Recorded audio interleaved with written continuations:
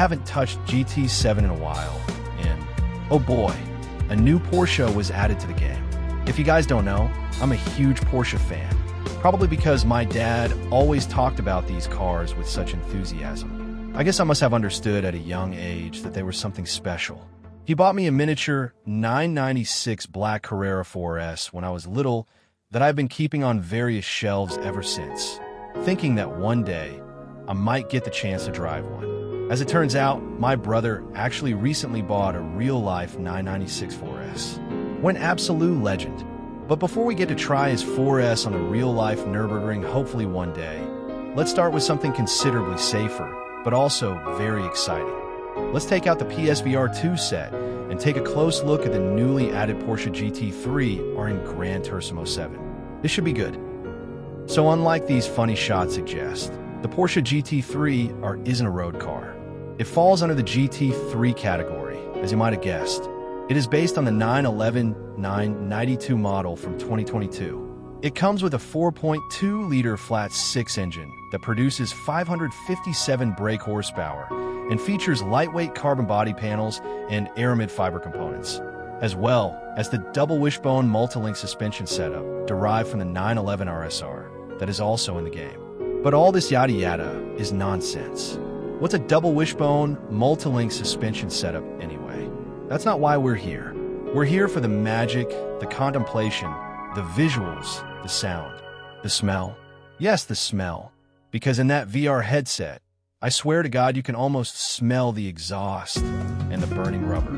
And above all, we're here for the thrill of sending supercars we will never get the chance to drive, absolutely flying on the green hell. So let's get into it.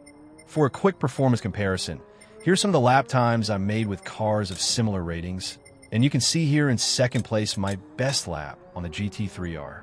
Note that for this test drive, I did change the gear ratio because the base configuration had the car reaching its top speed between Flugplatz and Schwedenkreuz. And as you can see, the GT3R easily held its own against the excellent Renault RS01, which I find remarkable given my lack of practice. Look at that beast. Okay now, some of you are likely hardcore sim racing drivers, so please pardon my rough handling of the car and poor racing line, and let's go.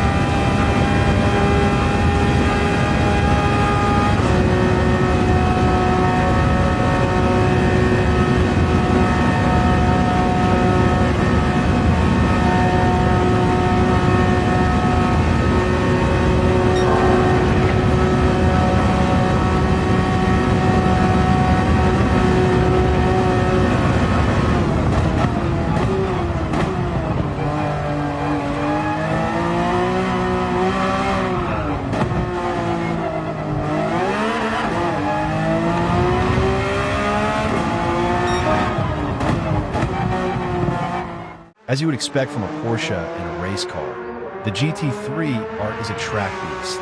It's riveted to the ground and corners without a flinch.